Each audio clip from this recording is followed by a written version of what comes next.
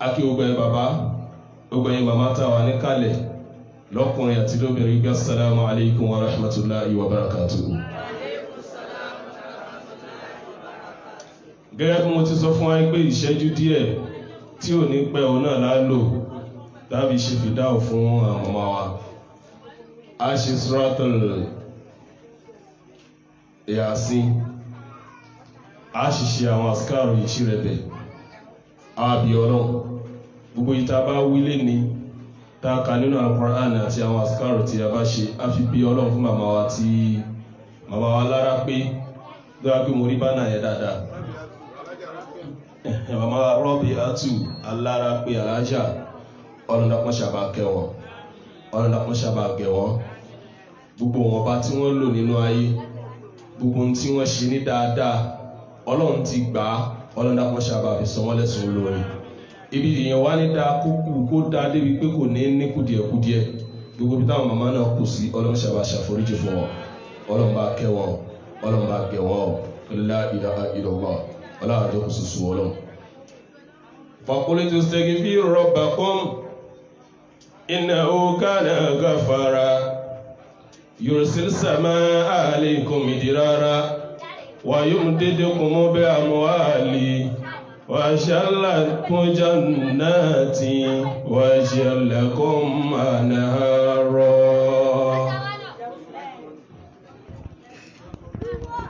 àtàbá ní tẹ̀sùbá ẹjẹ́ amújáde bàbá sì ní ọwọ́ wa náà ní tẹ̀sùbá wa. A ṣe gbọ́dọ̀ istighfar, òun náà ni ó pọ̀jù nínú tá a ṣe. A ṣe 30 àti 3. ọlọ́nkọ́ wọlá àlùbáríkà tí ń bẹ lára gbólóhùn yìí. níjọ́ kan nǹkan náà àfà yọ́ngbà tó ń sọ̀rọ̀ nípa astaghfirullah bí ti ń wúlò fẹ́ni tí ń bẹ láyé, bẹ́ẹ̀ náà ni ń wúlò fẹ́ni tí ò bá sí mọ́. Bó tilẹ̀ jẹ́ pé àwọn kan ní òṣàdúà lẹ́yìn bàtà bá papòdà àdúà ń bẹ. Wa an laysa al-insanu illa ma sa'a. Ẹ̀ka mú dání dáadáa.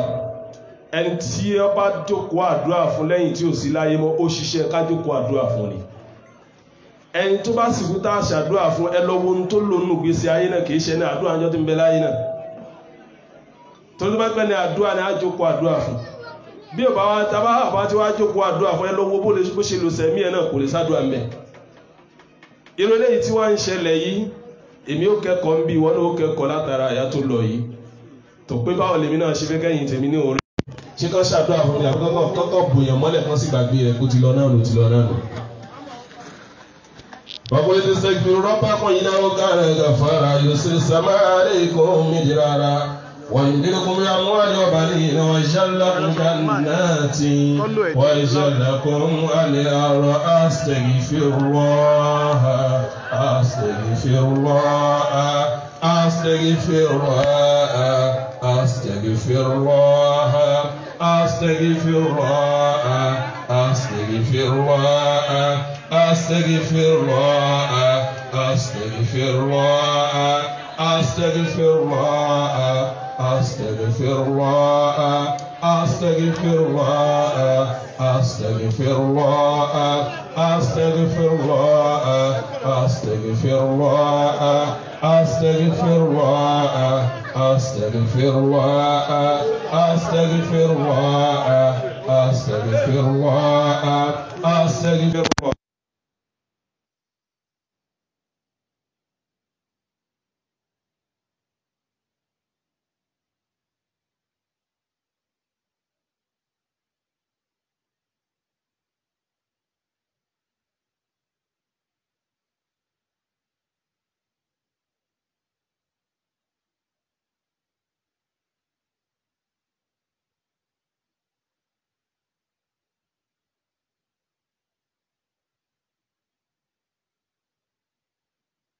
غفور رحيم فلا معناه لا إله إلا الله لا إله إلا الله لا إله إلا الله لا إله إلا الله لا إله إلا الله لا إله إلا الله لا إله إلا الله لا إله إلا الله لا إله إلا الله لا إله إلا الله لا إله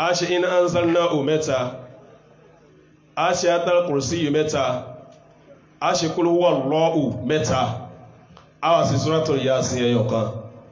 Àbí Ọlọ́run gbogbo eléyìí tá kéyìí kìí sọ̀rọ̀ bàbá mi, kìí sọ̀rọ̀ bàbá ẹni kankan yà yìí, ọ̀rọ̀ Ọlọ́run ọba ni àṣẹ sí ni. Àwọn mìíràn ní kí ló dẹ́mọ̀ ka Kùránì dẹ́mọ̀ fi ṣàdúà, kìí ṣe lẹ́tà yẹn là ń kà, torípọ́lọ́run ò sọrú ẹ̀ kankalẹ̀ rí fẹ́lẹ̀ kẹfẹ́ dá kan. Ẹnìkan náà lọ́lọ́run fi rán àná Muhammad, Ọlọ́run wá ṣàgbékalẹ̀ rẹ̀ tán, ó tún wá dúró tí wọ́n ń ṣọ́ gbogbo òwe láyé lóní revision. Ṣùgbọ́n Al-Qur'an tàbá ká ní méjì lénìí, àná Muhammad ìjírá àgbẹ̀yìn tó ṣe ó ní 1442 years. Wọ́n ti revise Qur'an, wọ́n ti sọ pé eléyìí ibi tó gbé sí ìkọlù ẹ̀kọ́ ẹ̀ gbé síbí, àbílẹ̀ ìbá old fashion ní èdè tó fi kọ́ yìí ti hold ẹjá yí padà. Tó bá wá ká àlùbáríkà yìí náà, tá bá wá ká Al-Qur'an tọ́lọ̀ ń bá wá fi rú àlùbáríkà yìí sínú gbèsè ayé tiwa náà, ṣe wá rò pé kò ní rọrùn ni. Ẹni tí ò wá sí láyé gbogbo bí tó kù sí ní tọ́lọ̀ bá wọlá Al-Qur'an náà bó ṣe ṣe tó fi ṣọṣọ tó bá sàmójúkúrò fún ìyà tó lọ ìṣẹ́kò tó bẹ́ẹ̀ ni. A ní ká mọ́ ka Kùránì ká mọ́ ká fi ṣàdúà, kí a ní ká mọ́ ké bí a ká mọ́ pọ̀fọ̀ a'udhu billahi min dhalik. Torí náà in anzalnahu mẹ́ta, ayatul kursi mẹ́ta, àti kíni àti qul huwallahu mẹ́ta, suratu yasin ẹyọkan. Lẹ́yìn ẹ̀ ti màmá nù, a ṣe wá ṣàdúà fúnra wa, a wà gbọ́rọ̀ Ọlọ́run. Yìí ni ó wá jẹ́ ń tá fi ṣẹ̀mí kú ń bí táà náà fi mọ́ lè dúró díjọ́ tiwa náà, kọ́lọ̀ jẹ́ alátùbọ̀tọ́ rẹ̀.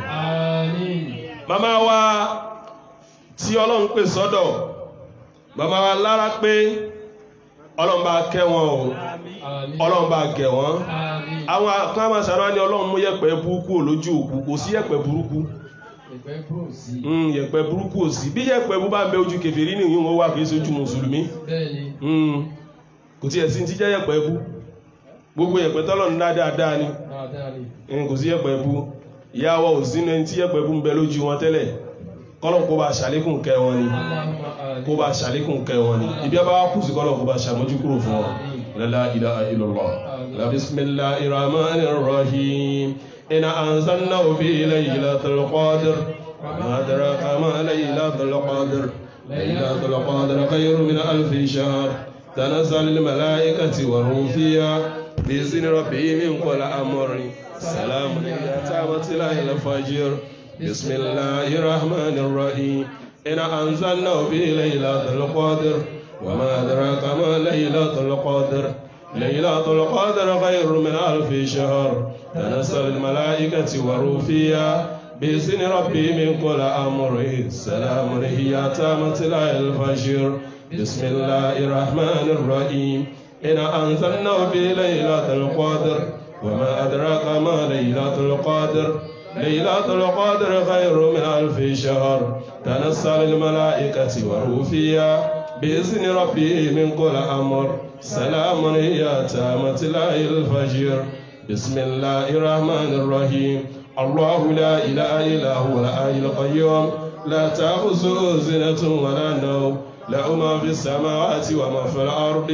من ذا الذي يشفع عنده إلا بإذنه يعلم ما بين أيديهم وما خلفهم ولا يأتون بشيء من علمه إلا بما شاء وسع كرسيه السماوات والأرض ولا يعود حفظهما وهو العلي العظيم بسم الله الرحمن الرحيم الله لا إله إلا هو الحي القيوم لا تأخذه سنة ولا نوم له ما في السماوات وما في الأرض من ذا الذي يشفع عنده إلا بإذنه يعلم ما بين أيديهم وما خلفهم ولا يحيطون بشيء من علمه إلا بما شاء وسع كرسيه السماوات والأرض ولا يعود حفظهما وهو العلي العظيم بسم الله الرحمن الرحيم الله لا إله إلا هو الحي القيوم لا تأخذه سنة ولا نوم له ما في السماوات وما في الأرض من ذا الذي يشفع عنده إلا بإذنه يعلم ما بين أيديهم وما خلفهم ولا يأتون بشيء من علمه إلا بما شاء وسع كرسيه السماوات والأرض ولا يعود حفظهما وهو العلي العظيم بسم الله الرحمن الرحيم قل هو الله أحد الله الصمد لم يلد ولم يولد ولم يكن له كفوا أحد بسم الله الرحمن الرحيم قل هو الله أحد الله الصمد لم يلد ولم يولد ولم يكن له كفوا أحد بسم الله الرحمن الرحيم قل هو الله أحد الله الصمد لم يلد ولم يولد ولم يكن له كفوا أحد آمين بسم الله الرحمن الرحيم ياسين والقرآن الحكيم إنك لمن المرسلين على صراط مستقيم تنزيل العزيز الرحيم لتنذر قوما ما أنذر آباؤهم فهم غافلون لقد حق القول على أكثرهم فهم لا يؤمنون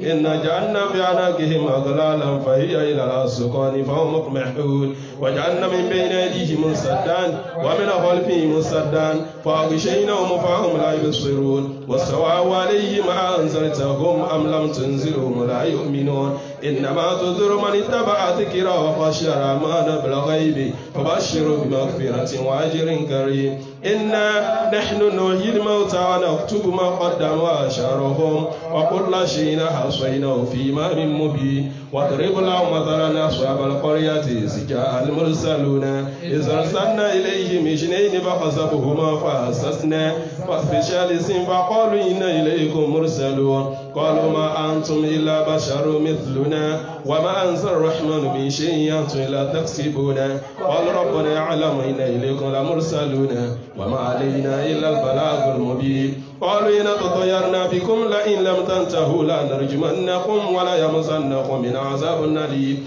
قال طاهركم معكم عين ذكرتم بل أنتم قوم مسرفون وجاء من أقصى المدينة رجل يسعى قال يا قوم اتبعوا المرسلين اتبعوا من لا يزالكم أجرا ومهتدون ومن لي العبد الذي فطرني وإليه ترجعون أتخذ من دوني آلهة يرضي الرحمن بالضر لا تغني عني شفاعة شيئا ولا ينقذوني إني زال في الضلال مبين إني آمنت بربكم فاسمعون قيل ادخلوا الجنة قال يا ليت قومي يعلمون بما غفر لربي وجعلني من المكرمين فأنزلنا على قوم من بعده من جند من السماء وما كنا منزلين إن كانت إلا صيحة واحدة فإذا هم خامدون يا حسرة على العباد ما يأتي من رسول لا كانوا به يستهزئون ألم يروا كما أهلكنا قبلهم من القرون أنهم إلينا يرجعون وإن كل لما جميع لدينا محضرون وآية لهم الأرض الميتة أحيينا وأخرجنا منها حبا فمنها يأكلون وجعلنا فيها جنات من نخيل وعناب وفجرنا فيها من العيون ليأكل من ثمره وما عملت أيديهم فلا يشكرون سبحان الذي خلق الأزواج كلها مما تنبت الأرض ومن أنفسهم ومما لا يعلمون وآيات لهم الليل نسلخ من النهار فإذا هم مسلمون والشمس تجري مستقر لها ذلك تقدير العزيز العليم والقمر قدرناه منازل حتى عدا كالأرجل القديم لا الشمس ينبغي لها أن تدرك القمر ولا ليل سابق النهار وكلهم في فلك يسبحون وآيات لهم أن عملنا سرية في الفلك المشحون وخلقنا لهم من مثله ما يركبون وإن شاء نغرقهم فلا صراخ لهم ولا هم ينقذون إلا رحمة منا ومتاعا إلى حين وساقيل لهم اتقوا ما بين أيديكم وما خلفكم لعلكم ترحمون وما تأتيهم من آيات ربهم إلا كانوا عنها معرضين وإذا قيل لهم أنفقوا مما رزقكم الله قال الذين كفروا للذين آمنوا أن نطعم من لا يشاء الله وأتيهم إلا بضلال مبين ويقولون متى هذا الوعد إن كنتم صادقين ما ينظرون إلى صيحة واحدة تأخذهم وهم يقسمون فلا يستطيعون توصية ولا إلى أهلهم يرجعون ونفخ في الصور فإذا هم من الأجداث إلى ربهم ينسلون قالوا يا ويلنا من بعثنا من مرقدنا هذا موعد الرحمن وصدق المرسلون إن كانت إلا صيحة واحدة فإذا هم جميع لدينا محضرون فاليوم لا تسلم نفس شيئا ولا تجزون إلا ما كنتم تعملون إن أصحاب الجنة اليوم في الشغل فاكهون هم وأزواج بظلال على الأرائك متكئون لهم ثياب باقية ولهم يدعون سلام قولا من رب رحيم سلام قولا من رب سلام قولا سلام قولا من رب الرحيم سلام قولا من رب الرحيم سلام قولا من رب الرحيم سلام قولا من رب الرحيم وامتازوا اليوم يا المجرمون ألم أعد إليكم يا بني آدم أن لا تعبدوا الشيطان إنه لكم عدو مبين واعبدوني هذا صراط مستقيم ولقد أضل منكم جبلا كثيرا فلم تكونوا تعقلون هذه جهنم التي كنتم توعدون اصلوها اليوم بما كنتم تكفرون اليوم نختم على أفواههم وتكلمنا أيديهم وتشهد أرجلهم بما كانوا يكسبون ولو نشاء لطمسنا على أعينهم فاستبقوا الصراط فأنى يبصرون ولو نشاء لمسخناهم ولا مكانتهم فما استطاعوا مضيا ولا يرجعون ومن عمره ننقص بالخلق فلا يعقلون وما علمناه شعر ما ينبغي له إن هو إلا ذكر وقرآن مبين ليصير من كان حيا ويعيق القول على الكافرين أولم يروا أن خلقنا لهم مما عملت أيدينا أنعاما فهم لا مالكون وسلكناها لهم فمنها ركوبها ومنها يأكلون ولهم فيها منافع ومشاربنا فلا يشكرون واتخذوا من دون الله آلهة لعلهم ينصرون لا يستطيعون نصرهم وهم لهم جند محضرون فلا يحزنك قولهم إننا نعلم ما يسرون وما يعلنون أولم يرى الإنسان أن خلقناه من نطفة فإذا هو خصيم مبين وضرب لنا مثلا ونسي خلقه قال من يحيي العظام وهي رميم قل يحيي الذي شاء أول مرة وهو بكل خلق عليم الذي جعل لكم من الشجر الأخضر نارا فإذا أنتم منه توقدون أوليس الذي خلق السماوات والأرض بقادر على يخلق مثلهم وهو الخلاق العليم إنما أمره إذا أراد شيئا أن يقول له إنما أمره إذا أراد شيئا أن يقول له إنما أمره إذا أراد شيئا أن يقول له فيكون فسبحان الذي بيده ملكوت كل شيء وإليه ترجعون أقول الله أكبر أقول الله أكبر أقول الله أكبر Mama Robiat àwọn rí wa báyìí àwọn ò rí wọn mo sì sọ fún wa ń bẹ̀rẹ̀ ipò tí wọ́n ń bẹ lénìí ń kanlẹ̀kùn èmi pẹ̀lú yín náà lọ́wọ́ àwa fi àkọ́ àṣìlẹ̀kùn yẹn jọ kan ṣùgbọ́n yìí tá a máa ń ṣe nínú àdúrà ní pé kọ́dún ó jìnà síra wọn a mọ̀ bí ọlọ́run náà ni bó tilẹ̀ jẹ́ pé ọlọ́run ti ṣètò ìgbà tó ń kálukú olò ẹni tí ó dàgbò ní kún kékeré ẹni tí ó sì kún kékeré ò ní dàgbà kódà kó sógun àìkú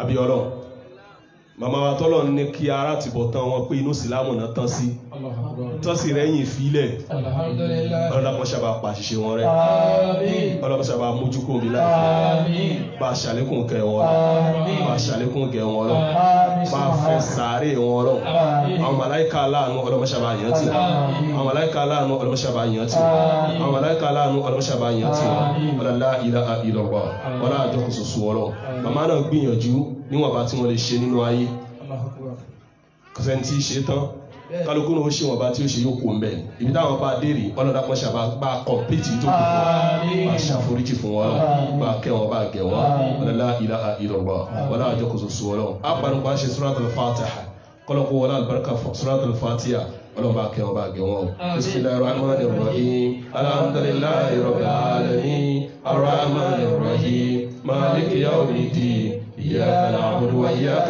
نستعين اهدنا صراط المستقيم صراط الذين أنعمت عليهم غير المغضوب عليهم ولا الضالين آمين أنا محمد صلى الله عليه وسلم أنا بني إريامو أمواتكم بالدعاء والصدقة أنا بني كيام كوين bó tilẹ̀ jẹ́ pàwọ̀ ìṣòkú ṣùgbọ́n ọ̀sáàzù ń bọ̀ aṣàlàyé fún wa Ànábì ní ẹkẹ́ni tó kú láàrin nǹkan méjì tẹ́wà ìkẹ́ wọn àdúhà wọ́n làdúhà bírú ìta ti tì síwájú yìí kò ní tọ́sẹ́ nìkan àbẹ́ tó bá jẹ́ mùsùlùmí wà sọ́dàpọ̀ wọ́n náà ní pé ká wá ṣe sàárà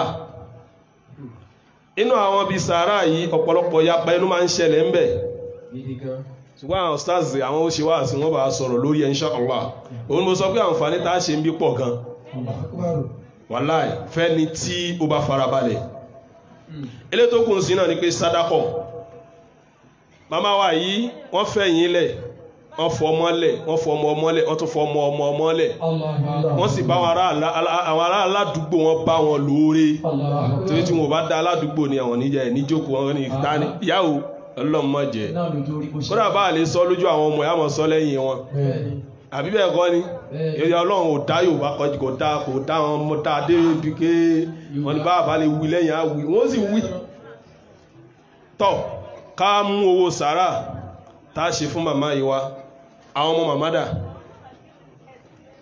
àwọn ọmọ màmá rọ́bì àtúdà lórúkọ wọn ni àti kọrùkọ wọn wá sí àyín ó yẹ kórúkọ wọn wà níwájú àwọn bàbá ọ̀dá àwọn màmá wa wọ́n ti dìde ló ọ̀pọ̀rọ̀ ok àwọn ni number 1 wájú wa kọ́ lẹ ti dúó wájú Ọlọ́run lẹ ti dúó ìyá tó bí yín ló sì ṣẹ́kẹ́ lè dúó wàláhí ń bẹnu ọmọ kan jò ní ìgbà tí ó ṣèyàwó ìyá rẹ̀ ń bẹ láyé bàbá rẹ̀ ń bẹ láyé ó sì lè rẹ́ǹtì ẹ wá wo tọ́rọ̀ rẹ̀ burú sí ẹni tó rẹ́ǹtì kó wá ṣe bàbá fún lọ́jọ́ tó ń ṣe márèjì ó jẹ́ bàbá tí ìyá ìyàwó rẹ̀ ń bẹ lé rẹ̀ lọ́wọ́ ìyá tó bí ìyá ìyàwó yẹn ó bí ọmọ yẹn fẹ́ lómi ni ó ti wá kọ ẹnìyẹn lẹ̀ ẹlòmí tó wá lọ fẹ́ olówá dúró ní bàbá ọkọ ọmọ yẹn ìyá tí ẹ sì ń bẹ láyé ṣẹ́lẹ́pọ̀ ọmọ kan náà nìyẹn ṣùgbọ́n ẹ̀yin màmá wa ẹ̀yin bàbá tí ẹ wà ní orí ìdúró àbí Ọlọ́run fún yín o ẹ bá ń tó dá lọ́wọ́ màmá wọ́n á sì fi ń tó dá léyìn lọ́wọ́ torí pé irú ọjọ́ èdè nǹkan mí ló yẹ kẹ́ máa ṣe nǹkan mí ló yẹ kẹ́ pẹ̀lú ẹlẹ́kẹ́ máa ṣe ṣùgbọ́n ìwà máa ríru eléyìí ṣe ó túnmọ̀ sí pé lẹ́ẹ̀kan sí ẹ bá ṣe kó ló wà láọ̀kan màmá rọ́bẹ̀ átù ìdojúkọ wọn ọlọ́dàpá ṣàlékún àpọ́nlé sí bismillahir rahmanir rahim qul huwallahu ahad allahu samad lam yalid wa lam yulad wa lam yakul lahu kufuwan ahad àmín. Bàbá wa màmá yín Ọlọ́run ni wọ́n ó lóore kún ó sì síra láyọ̀. Alhamdulillah. Ọlọ́run ò sọ wọ́n di bùkátà fún yín tẹ́ máa gbé wọn ká tẹ́ máa gbé wọn kí àbí tó wà dé stage gan tí wàá sún yín pé màmá tó bá jẹ́ kú náà lóko ṣé kò gbọ́ ẹ̀kú náà kú kémi orí fi padà sáyẹ̀ tẹ̀lé mi báyìí. Ọlọ́run tí ó dààmú yín ẹ sọ pé alhamdulillah. Alhamdulillah. Ẹ wí pé alhamdulillah. Alhamdulillah. Ẹ wí pé alhamdulillah. Alhamdulillah. Bàbá ńkọ́ àwọn ti ìdọ́nté ìyá àwọn ti ríra wọn báyìí wọ́n ti tún bẹ̀rẹ̀ lọ́fà yìí nísìnyí Valentine ìyá kúre Ọlọ́run ó kúre ẹ̀yọ́ pàdé ọkọ rẹ̀ wọ́n ti mọ̀ bẹ̀rẹ̀ Valentine lọ́wọ́ báyìí àyájọ́ olólùfẹ́ ni kí lẹ́bi ìsàrà fún yáyìn mo fẹ́ bẹ̀rẹ̀ látọ̀dọ̀ tí torí àsìkò lórúkọ gbogbo ilé àbí abẹ́yìn nìkan wọ́n ní gbogbo ilé èmi ò wo tí mẹ́mbẹ̀ yìí sí lẹ́tọ̀ àti ìwò ṣùgbọ́n mo bí Ọlọ́run fún yín gbogbo àyítẹ́nìkọ̀ọ̀kan yín wà Ọlọ́run ní dààmú yín o ìyá àwọn òsí láyé mọ́ làlámọ̀rí wọn wá dàrú Ọlọ́run ní ṣe bẹ́ẹ̀ fún yín láyé ń gbà tí àwọn òsí mọ́ nǹkan míì wá dé fún ẹ̀rí bí wọ́n ṣe wá rí wọ́n mà ti dọ̀tá ara wọn Ọlọ́run ní ṣerú ẹ̀ fún ẹ̀gùn lẹ́mi pẹ̀lú àlàáfíà pẹ̀lú àlùbáríkà pẹ̀lú ìfọ̀kànbalẹ̀ bárísì kí yín bá pọ̀ kí màmá ó tó lọ lẹ́yìn tí màmá lọ kọ́lọ́mù sábà tún lékún ìrẹ́pọ̀ tí ń bẹ láàrin yín lójú màmá Ọlọ́run dákun má jẹ́ padà wá dọ̀tá lẹ́yìn ọlọ́lá ilaha illallah ọlá àjọ kòsòsò Ọlọ́run gbogbo yín àbí Ọlọ́run gbogbo tí ń jáde lára tí náà lè so lọ́wọ́ báyìí Ọlọ́run má jẹ́ fojú sunkún kankan nù má jẹ́ kéèyàn ó sunkún ọmọ kìí ṣe pé ọmọ kú nìkan o gbogbo ọ̀nà tí yẹn gbà sunkún ọmọ yẹn ní fojú sunkún ọmọ ọlá ilaha illallah ọlá àjọ kòsòsò Ọlọ́run àyè tẹ́nìkọ̀ọ̀kan wá wà táti jẹ àti mu títí gbìyànjú àti jẹ àmú tí mú tí ń rọrùn ọlọ́run ní dímọ̀ náà mọ́ yín ọlọ́run ní fúnlẹ̀ mọ́ yín alámọ̀rí yóò sì ní dàrú ọlọ́lá ilaha illallah bisimilayi na àtọ̀ yìí na bisimilayi rahman rahim iná àtọ̀ yìí na kàwùkà bàṣọ́lẹ̀ lẹ́rọ̀ bí káwọn ẹni ẹjẹ́ àlè ìjókòó náà wọ́n ní gbogbo ọmọ ìyá òkú wọ́n ní gbogbo ọmọ ìyá òkú owó àdúrà màmárì ọlọ́mọṣàbà kẹ́ wọn ọlọ́mọṣàbà gẹ̀ wọn gbogbo ẹnì kọ̀ọ̀kan yín náà ọlọ́run dákútọ́ ti fọ̀tún ti yín ní ọ̀dà o bisimilá tán gbogbo alẹ́ papọ̀ ẹ jẹ́ ká mú owó sàrà yẹn wá lẹ́ẹ̀kan náà. sàrà yẹn wá jẹ́ ká máa bọ̀ bẹ́ẹ̀ ẹ jẹ́ máa mú bọ̀ lẹ́ẹ̀kan náà. ẹ fún wa wákàtí yìí fún wa. a ní kẹ́ màmá fún wa olúwa kẹ́ màmá fún wa. kẹ́ màmá fún wa olúwa kẹ́ màmá fún wa. wọ́n ní ìyá lọ́jà àti bàbá lọ́jà níláfẹ́ wá 5,000 naira owó fún màmá owó àdúrà màmá fún aláàfà láti láfẹ́ wá ìyá lọ́jà àti bàbá lọ́jà wọ́n lówó àdúrà màmá màmá kí màmá sàlùjọ́ náà. bàbá tó jí ọmọ màmá wọn ní káfí eléyìí kún sí màmá fún wa olúwa kẹ́ màmá fún wa kẹ́ màmá fún wa olúwa kẹ́ màmá fún wa fi màmá sàlìjọ́nà kẹ́ màmá fún wa kẹ́ màmá fún wa olúwa kẹ́ màmá fún wa kẹ́ màmá fún wa olúwa kẹ́ màmá fún wa fi màmá sàlìjọ́nà kẹ́ màmá fún wa kẹ́ màmá fún wa olúwa kẹ́ màmá fún wa kẹ́ màmá fún wa olúwa kẹ́ màmá fún wa fi màmá sàlìjọ́nà kẹ́ màmá fún wa kẹ́ màmá fún wa olúwa kẹ́ màmá fún wa kẹ́ màmá fún wa ọlọ́run kẹ́ màmá fún wa fi màmá sàlìjọ́nà kẹ́ màmá fún wa kẹ́ màmá fún wa olúwa kẹ́ màmá fún wa kẹ́ màmá fún wa olúwa kẹ́ màmá fún wa kí màmá sàlìjọ́nà kẹ́ màmá fún wa kẹ́ màmá fún wa olúwa kẹ́ màmá fún wa kẹ́ màmá fún wa olúwa kẹ́ màmá fún wa. wọ́n ní àwọn ọkọ àbúrò àwọn alájà wa tí wọ́n ṣaláìsí ló mú owó ilé ìwà ọ̀pọ̀lọpọ̀ bá ṣàlékún kẹwọn. ọkẹ alájà alára pé ọkọ kẹ́ màmá fún wa olúwa kẹ́ màmá fún wa kẹ́ màmá sàlìjọ́nà kẹ́ màmá fún wa kẹ́ màmá fún wa olúwa kẹ́ màmá fún wa kẹ́ màmá fún wa olúwa kẹ́ màmá fún wa bí màmá sàlìjọ́nà kẹ́ màmá fún wa.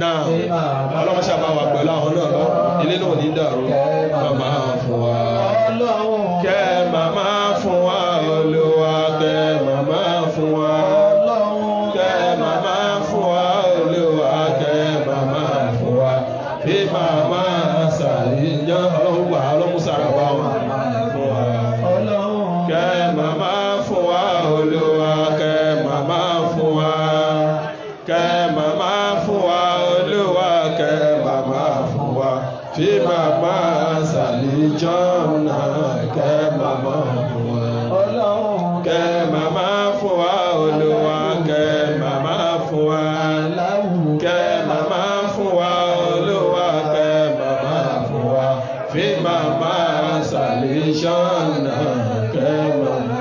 ẹ kí gbogbo wa kí a tẹ́wọ́ síwájú ọlọ́run gbogbo ẹnì kọ̀ọ̀kan wa láàyè ibi tá a bá wà ẹ̀já jókòó ká farabalẹ̀ káwa náà wá tẹ́wọ́ síwájú ọlọ́run àbí ọlọ́run àbí tóbi ọlọ́run àfi bẹ́ẹ̀ gbogbo tó kù tẹ́nì kọ̀ọ̀kan ó lò láyé ọlọ́mọdé àfi ìlera lò ọlọ́mọdé àfòṣì lò ọlọ́mọdé jẹ́ á lò nínú àhámọ́ wọ́n sọ adẹ ní àgbétì wọ́n sọ adẹ ní àgbéká la ilaha illallah gbogbo ìgbà tó bá wò ká lò láyé má jẹ́ agbégbá bára jẹun kẹ́yà yọ ọlọ́mọ jẹ́ agbégbá bára jẹun kẹ́yà yọ la ilaha illallah gbogbo tá a bá débí lẹ́ni lórí ire ọlọ́dàmọ́jọ́ dorí burúkú ọ̀rọ̀ gbogbo tá a bá débí lónìí lórí ire ọlọ́mọjọ́ dorí burúkú ọ̀rọ̀ gbogbo tí ò wá dùn mọ́ wa ti ń jẹ́ bànújẹ́ fún wa tá a lè sọ fún yàn tá a lè sọ fún yàn nínú ayé wa àbí ọlọ́run wọ́n lálùbáríkà ìjókòó èné yìí tí à ń ṣàdúà fún màmá wa tí wọ́n lẹ́tọ̀ọ́ ṣàdúà látọ̀dọ̀ wa ọlọ́dàpọ̀ṣà bá bí àwọn bùkátà ní ọlọ́run bá a sọ́ dìdùnú ọlọ́run ọba ọlọ́lá ilaha illallah àbí ọlọ́run ò àfi tóbi rẹ̀ àfi bọ̀ ẹ́ wọ́n ní àwọn tẹ́nàntì màmá wa lára pé wọ́n ní kí ọlọ́kùn bá fọ̀rúnkẹ́ màmá la ilaha illallah àbí ọlọ́run kó ṣàlékún yọnú rẹ̀ fún wa kó ṣàlékún dùnú ẹ̀ lórí ibùgbé ẹnìkọ̀ọ̀kan wa káwá tẹ́wọ́ ká máa dà níyẹn síwájú ọlọ́run bismillahir rahmanir rahim اللهم آسنا عاقبتنا في أمور كلها وأجرنا من خزي الدنيا وعذاب الآخرة اللهم أقسم لنا من خشيتك ما تحول به بيننا وبين معصيتك ومن طاعتك ما تبلغنا بها جنتك ومن اليقين ما تهون به علينا مصائب الدنيا متعنا بأسمائنا وأبصارنا وقواتنا ما أحييتنا واجعل الوارث منا واجعل ثارنا على من ظلمنا وانصرنا على من عادانا ولا تجعل مصيبتنا في ديننا ولا تجعل الدنيا أكبر همنا ولا مبلغ علمنا ولا تسلط علينا من لا يرحمنا اللهم لا تدع لنا ذنبا إلا غفرته ولا هما إلا فرجته ولا دين إلا قضيته ولا حاجة من حوائج الدنيا ولا آخرة إلا قضيتها يا أرحم الراحمين يا أرحم الراحمين يا أرحم الراحمين الفاتحة بسم الله الرحمن الرحيم الحمد لله رب العالمين الرحمن الرحيم مالك يوم الدين إياك نعبد وإياك نستعين اهدنا صراط المستقيم صراط الذين أنعمت عليهم غير المغضوب عليهم ولا الضالين آمين.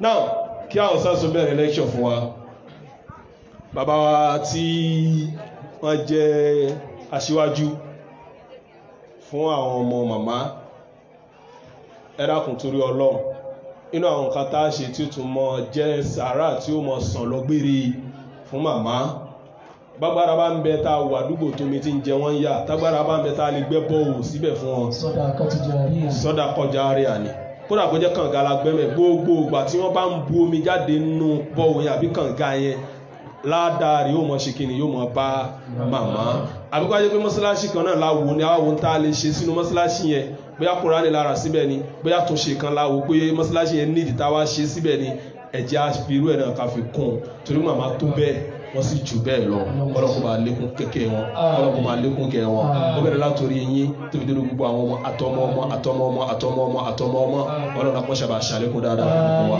ọlọ́lá ìlọ́lọ́ ó gbẹ́ni kọ̀ọ̀kan wọn náà tá a wá ọ̀rẹ́ ni ẹbí ni ìdílé ìyá ni ìdílé bàbá ni àbáládùúgbò náà ni àbáwọn alábàágbé màmá àbí ọlọ́run gbogbo ẹni kọ̀ọ̀kan wọn náà ọlọ́jà látùbọ̀tán ọlọ́run kò yí wa dúró wa o ọlọ́run kò yọ́nú sí wa o ọlọ́run kò sàmọ̀nà wa o ọlọ́run má jẹ́ àṣìṣe o má jẹ́ àdáràn o má jẹ́ òun dá sí wa lọ́rùn àkóbá àdábá ọlọ́run ṣọwọ́ kó làwọn kúlẹ̀ wala hawla wala quwwata. nígbà táwọn ìṣèbìdá ọlọ́wọ́ làwọn àfọwọ́ Sheikh Muti'ullah àṣìṣe olójú rọ́ kọ́lọ́n kó bá ṣàlékún dáadáa fún yín. ní báyìí àwọn sọ́dọ̀ àwọn ustaz wa torí àgbọ̀rọ̀ lọ ibi táwọn ń lọ ládé yìí ẹ jẹ́ á farabalẹ̀ kọ́lọ́n ọba kó jọ gbogbo ń tá gbọ́n mílẹ̀ ní kọ́lọ́n jí ó wúlò fún wa ó sì so rere sínú gbèsè ayé wa wọ́n ṣe lágbọ̀gbọ́n tí wọ́n ṣe lágbọ̀gbọ́n àgbọ̀dànù fún wa o la ilaha illallah bismillah falyatafaddal mashkuran. أعوذ بالله من الشيطان الرجيم بسم الله الرحمن الرحيم الحمد لله رب العالمين الرحمن الرحيم مالك يوم الدين إياك نعبد وإياك نستعين اهدنا صراط المستقيم صراط الذين أنعمت عليهم غير المغضوب عليهم ولا الضالين أعوذ بالله من الشيطان الرجيم بسم الله الرحمن الرحيم الحمد لله رب العالمين الرحمن الرحيم مالك يوم الدين إياك نعبد وإياك نستعين اهدنا صراط المستقيم صراط الذين أنعمت عليهم غير المغضوب عليهم ولا الضالين آمين. ẹjá ṣe àmì ká ṣe àmì lẹ́ẹ̀kan sí ká ṣe àmì lẹ́ẹ̀kan sí torí àsìkò a máa sọ pé ká lè jọ́ kànlá wá ń ṣe ká lè jọ́ kànlá wá ń ṣe àwa kò wá tako ẹ̀sìn ká lè jọ́ kànlá wá ń ṣe ká mọ̀ lọ́hun lọ́kan bí mo sì ṣe sọ fún wa ká mọ̀ Allah lọ́kan bí Jésù ṣe sọ fún wa ká mọ̀ Allah lọ́kan bí Muhammad ṣe sọ fún wa ká jùpájù ẹsẹ̀ wá sí lẹ́sìn Ìsìlámù ẹ̀sìn ní ọkọ̀ wa kún ìwà ní ọkọ̀ wa kún ohunkóhun tá a lè dá fi gbẹ́sìn ìgbà ipòkípò tá a lè wá ká fi gbẹ̀sìn ìgbà ọpẹ́ tọ́ sí Ọlọ́run àwa ṣọpẹ́ f'Olúwa sọ́kà wá kẹ́rù ẹ̀ tó mọ̀ náà èyí tọ́pẹ́ ọpẹ́ ní ìsálà kì í ṣoríire Dáwà International ṣoríire gbogbo ọmọ ẹgbẹ́ ṣoríire alára pé ṣoríire Rọ́bíyátù ṣoríire gbogbo àwọn ọmọ ṣoríire gbogbo àwọn tá a wá ṣoríire olórí ẹbí ṣoríire gbogbo mùsùlùmí ṣoríire Adébọ̀wálé ṣoríire Jamiu ṣoríire Ọlọ́run tó fi wá mọ̀nà kó lè ṣí wa lọ́nà àmín. Adúgbò fún Ọlọ́run Adágbó fún Ọlọ́run Adágbó fún Ọlọ́run Alhamdulillahi Rabbil alamin. Mo kí gbogbo àwọn ọmọ màmá wa Rọ́bíyát tá a jẹ́ ọmọ àgbẹ̀yìn tẹ́yìn ṣe Ọlọ́run jẹ́ kí ọmọ náà tẹ́yìn ṣe dẹ̀bà lọ́tán torí kò sẹ́ntí ò ní lọ sẹ́ntí ò ní ayé kú òsì nǹkan kan tọ́lọ́run kì í gbàdúrà lórí ènìyàn ló má jẹ́ kú wá kú. Bákan náà mo kí láti ọ̀dọ̀ bàbá wa olórí ẹbí àti màmá wa àti gbogbo àwa àbúrò tàwa ń kalẹ̀ ẹ má bínú torí àsìkò ní ọ níbi ká lójú wa ń na wa lọ ni mo ṣe ń ṣọ́ọ̀tì kìíní ẹ̀. Mo kí àfa wa onímọ̀díù àfa àbẹ̀rẹ̀ tí ọlọ́njarí gbẹ́ mo lè kí àfa lókùmọ̀ bákan náà ọlọ́njarí náà gbẹ́. Mo kí gbogbo àwọn tí a jẹ́ oníṣòwò cowbell tí wọ́n gba ti ń jó mẹ́ẹ̀ ládẹ̀ kan mo kí gbogbo yín náà o mo lè kí gbogbo aládùúgbò àwọn alábùkún àbí mo kẹ́yìn náà àti ẹgbẹ́ mọ̀mọ́ ọjà gbogbo mo kí yín mo kí àfàmù tí ó lábá kan náà mo wá kí o gbà tó dásìkò kí assalamu alaikum wa rahmatullahi wa barakatuh. Wa alaikum salam wa rahmatullahi wa barakatuh. Ẹ rí pé màmá wa Rọ́bíyátù ni wọ́n kú láyé ìdáyí ìjẹrin wọ́n wà láàrin wa ìdá ìjarùn wọ́n wà láàrin wa ìdá ọdún tó kọjá wọ́n wà láàrin wa bí kòrò ṣe le tó wọ́n bá kòrò lọ lásìyà àwọn ọmọ ń kú bí ẹran ni bọ́ tó nígbà ìkó tí wọ́n tí tó àwọn ò bá lọ àwọn bá ọdún pẹ́ fọ́lọ́hun ọba tó ní kíro ilé ìtọ́ sí wọn lẹ́yìn tí wọ́n kú ò láyé mo bá ọdún pẹ́ fọ́lọ́hun ìbéèrè mi wá ni pé ṣé irú ìjókòó yìí ó máa tọ́ sí wọn náà tó wá kú ò láyé ṣá mo béèrè ní o ṣé irú ìjókòó tá a jókòó yìí tó ẹ̀tì ẹ̀já gbé sílá ká yìí àwọn tó máa ń sọ pé tí wọ́n bá kú ò láyé kò ní ìdí àdúrà ṣọ́wà òkè ṣá ọ̀dọ́ àdúrà kì í bá òkú o àdúrà kì í gbókù ẹ gbọ́ mi yé àdúrà kì í bá òkú ẹ má jáde aláàmù àdúrà ń gbókù àwa láàyè làdúrà máa ń bá ẹ jẹ́ ìdí tí mo sọ àdúrà kì í bá òkú a máa ń wò pé kí láǹfààní ìjókòó wa ní ìsìn kódà mo tún gbọ́gbọ́n níyà fún òun lẹ̀ pé ìjọ mẹ́jọ ẹ̀pà ogbó títì rẹ̀ yíò dẹ̀ sínú àkọọ́lẹ̀ Islam rárá lára ohun òkúta lè yí padà nìyẹn wọ́n a máa yóò òkú padà tó ẹgbẹ́ tó sọ lẹ̀ ó sọ bẹ́ẹ̀ sì ṣe yé tó ni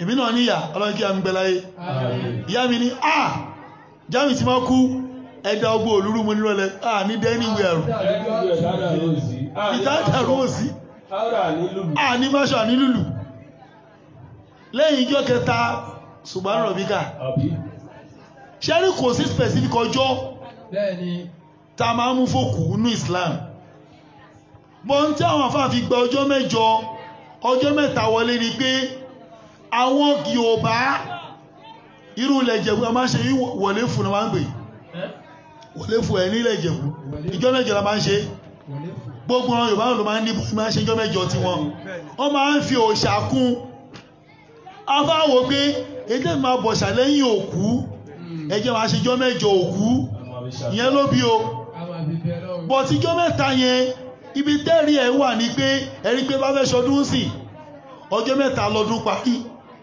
ọjọ́ ọdún gangan ọjọ́ kejì àti ọjọ́ kẹta ìyẹn láìdí àtàwọn àfáà kan wò pé tó ẹ́ pé àwọn ọjọ́ mẹ́ta ṣọdún tàbí yọ́nà lọ ṣòkú kò sí wàhálà mẹ́ àìdí àtọ́ lò wọlé nìyẹn tó dẹ̀ wọlé bó bá lọ ní pé mo ládùn òkè ń bá òkú ọdún òkè ń bókú o ẹwà bí mi lérè pé kí láǹfààní ìjókòó wa lénìí ẹ láti ṣàdúrà ṣàdúrà tàbí sọ́lọ́wọ̀n ní ìgbà ni kí ni ìjókòó yìí wà fún àtúwàgbò lọ́wọ́ yín sàárà òkú ègé àdóòdè kí ń bá ẹgbó ti dojúrú kò dojúrú o torí Quran chapter 3 Surah Imran verse 169 ọlọ́ni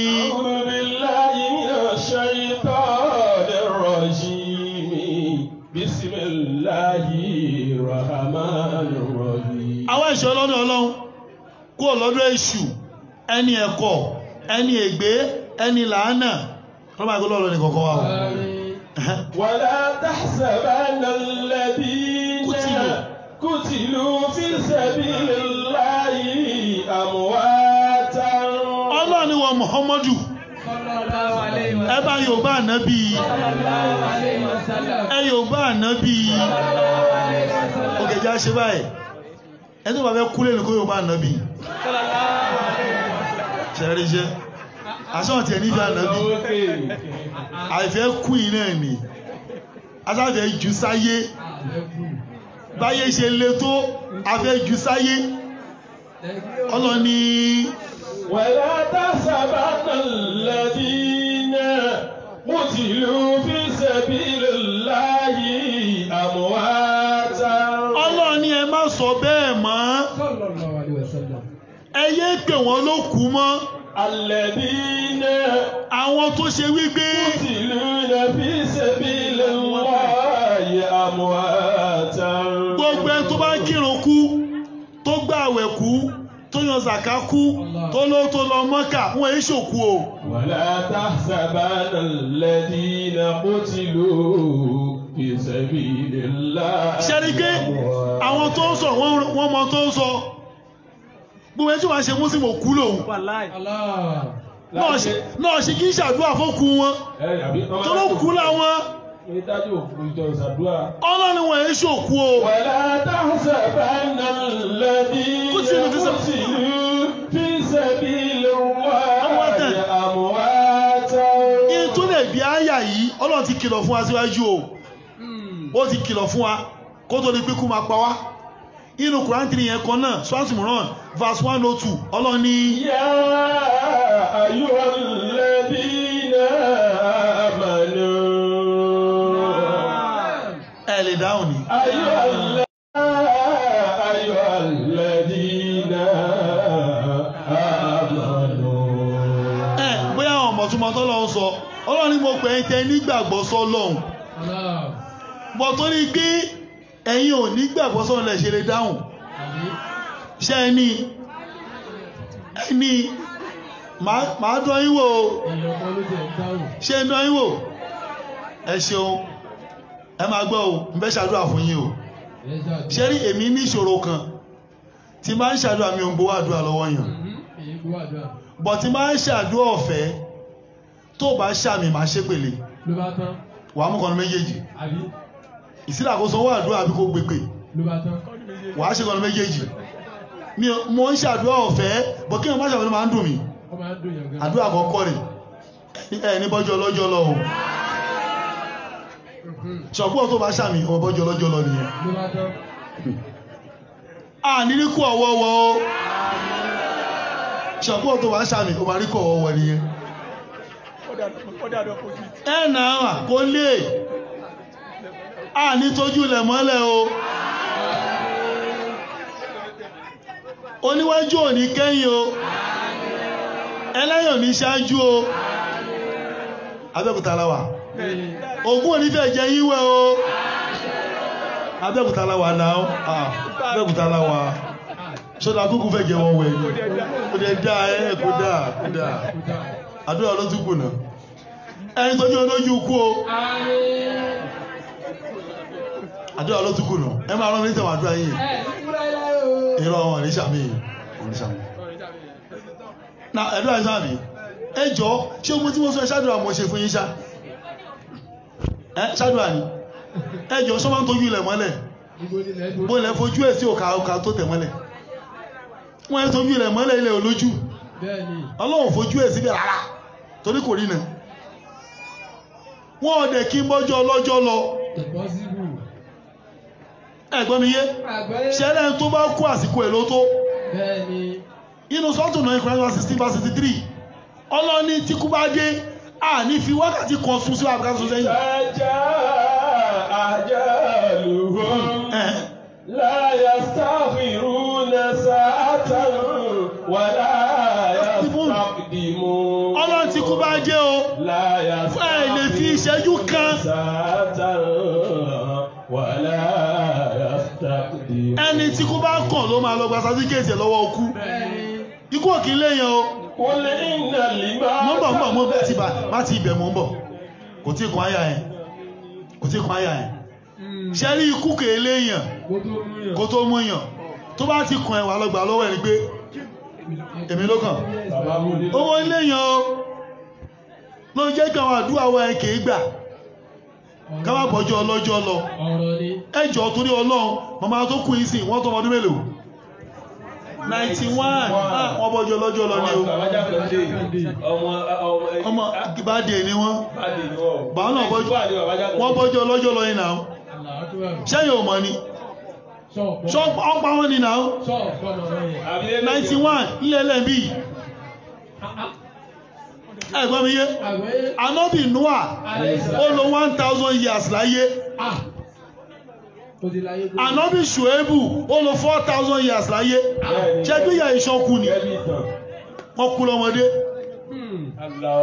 kú lọ́mọdé náà wọ́n bọ́jọ́ lọ́jọ́ lọ ní ṣe lọ pé ẹni tí àwọn lo ọjọ́ ẹ̀yẹn òun náà ní kú mọ́ nìyẹn o òun náà tún yá ọjọ́ ẹlòmíì òun náà tún yá lò gbogbo ẹgbẹ́ abọ́jọ́ lọ́jọ́ lọ nìyẹn àjọ máa yá lọ ní ṣé wàá rẹ̀ tó wá kù láyé yẹn ò ní kú mọ́ tó kò sọ́jọ́ ẹni tó ń wọ́n lò ẹ ti lọ yọ tán wọn ìbọ́jọ́ lọ́jọ́ lọ irọ́ ni o ẹ̀yin dẹ̀ kọ́lẹ̀ ń bọ́ lọ́n tó kó níwájú má kẹ́yìn kẹ́lẹ̀ má ṣáájú ẹ̀yin lẹ́ ń bọ́ lọ́n tó ni àìmọye tí ó gbọmọ sí àìmọye tẹ́ mọ́ ó gbé sí ó yẹ káwà pípí ẹ̀mí wá ní kámúrálẹ̀ pé tó bá tó ẹ̀kẹ́ mo ọkọ̀ lọ mo dúpẹ́ tó bá lẹ̀ ṣáájú mi lọ mo dúpẹ́ láàṣẹ ní bara jẹ́jù bó tó bá ti kí Ọlọ́run lójú ara wa káwọn mọ́gbẹ̀yìn mi ní o mọ́gbẹ̀yìn mi ní o ìgbẹ̀yìn mi ẹnu máa ká ètè kú àròlúkú ni ọlọ́ni wala tahsabanna alladhina qutilu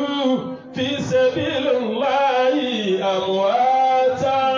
ọlọ́ni wọ́n ń ṣòkú o gbogbo ẹni tó bá jẹ́ mùsùlùmí ni wọ́n lọ tí wá kìlọ̀ fún wa tẹ́lẹ̀ ya ayyuhal ladhina amanu nínú Quran 3:102 ọlọ́lẹ́ ìjẹ́ gbàgbọ́ ní Ọlọ́run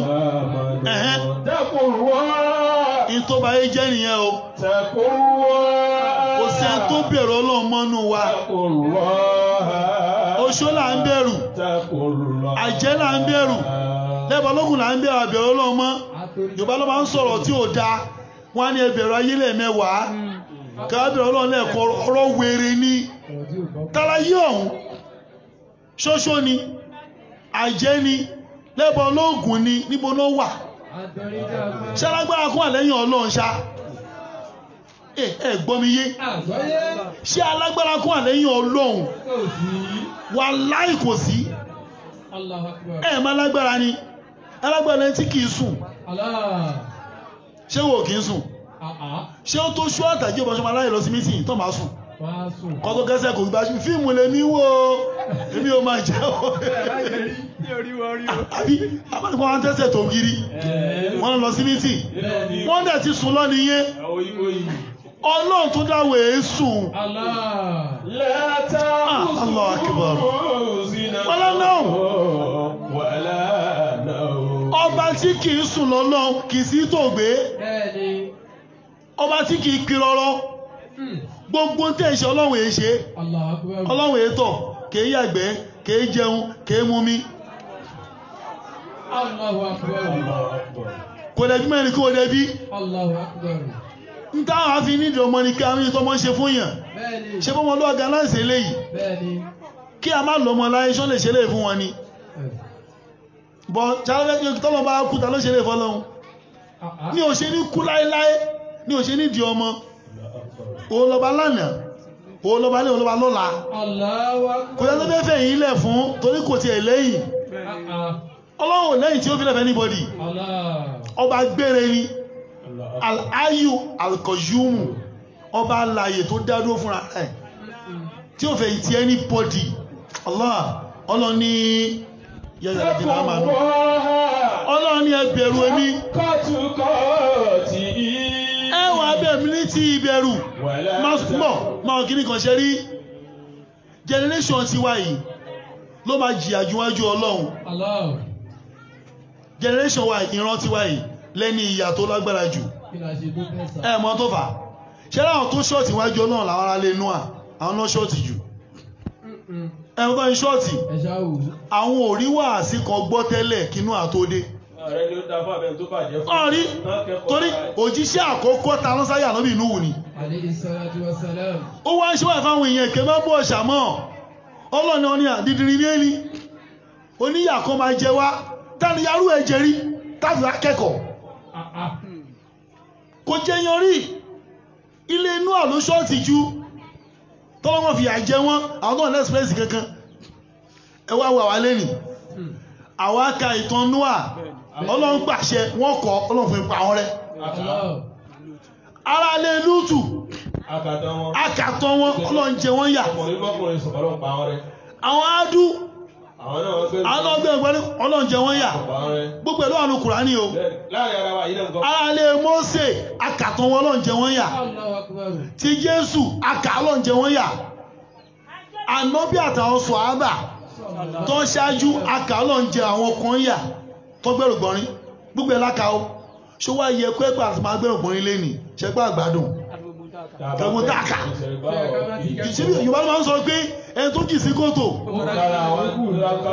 kò kọ́ alọ́gbọ́n mọ́ o à ń kà bí ìtàn ní o èmi à ní ẹ̀wọ̀ Ọlọ́run jẹ́ kó ká ṣe mọ́ mi lọ́wọ́ o ọ̀rọ̀ ló pa àdúrà tí kì í gbà ní tó bá ní tí máa ń ṣàdúrà bí ẹ̀sá fọ́ntọ̀hún èèyàn bí ní ó sì máa ń ṣàdúrà rú ẹ̀ kíkó ká ṣe lè mọ́ a lọ́wọ́ ó ní ṣe tó ń ṣe nìyẹn dẹ̀ ní ó wá fi pé tó bá kú díẹ̀ kó kú kò bẹ̀rẹ̀ iṣẹ́ eré irọ́ o in tó bá mọ̀ ọ́ ṣe ni kú máa pa ilé lórí ìyẹn ló ṣíwọ́jù. Ya ayyuhalladhina amanu taqullaha. ọlọ́run ẹ̀jẹ̀ ń gbà ọ́ sọ́lọ́run ẹ bẹ̀rù Ọlọ́run. haqqa tuqatihi. ẹ bẹ̀rù ẹ̀ ní ti ìbẹ̀rù ìbẹ̀rù tó lọ́n fẹ́ ká ṣe ni pé ihun tó ń ṣe lọ́wọ́ yìí bá ṣe wà mí yìí sìn ẹ tó máa délé pé Ọlọ́run nìkan ló yé o lè fọwọ́ sọ àgbẹ̀ mo jẹ́ gbọ́dọ̀ wọlé láyọ̀ irọ́ o ẹ̀mí ò sí lọ́wọ́ Ọlọ́run ló wà o wá wò pé tí mo ṣe lọ́wọ́ yìí ṣé màá ṣíra dáadáa láàṣì gbọ́dọ̀ dúró ní last repentance kí wọ́n wà ní plane nísìn kó ní wọ́n lọ Ọlọ́run foríjì mi o Ọlọ́run foríjì ẹ o torí Ọlọ́run ti mú ẹ already o lè bọ́lẹ̀ ẹ páàkì ò sínú orí plane irọ́ ló pa tó bẹ́ẹ̀ já ẹ̀ ń lọ ọ̀run ni kò sí rẹ́mẹ́dì tó bá ti já gbogbo ilẹ̀ máa kú ó wá ní Ọlọ́run asàfúlà yìí náà kálíkà Ọlọ́run nígbà torí irú ẹ̀ ló ṣe fìrì àwọn náà nínú Quran church universe 90 Ọlọ́run kìlọ̀ fún kò gbọ́ ó wá rí ikú ní òkú wá ní láìláìláìlá Ọlọ́run ló pa mi ò gbà wọ́n ti kìlọ̀ fún ẹ kó kírun ṣọ̀pọ̀ ọ̀pọ̀ tó fi dè ní ṣọ̀pọ̀ ọgbọ́n ìgbẹ́kẹ̀ irun wo ìjọ ìrìn yẹyẹ tí kí irun máa kí wọ́n máa ṣe yẹ̀yẹ́ òun fi sàárì ẹ̀ ṣe yẹ̀yẹ́ mọ́ ń bọ̀ mẹ́ẹ̀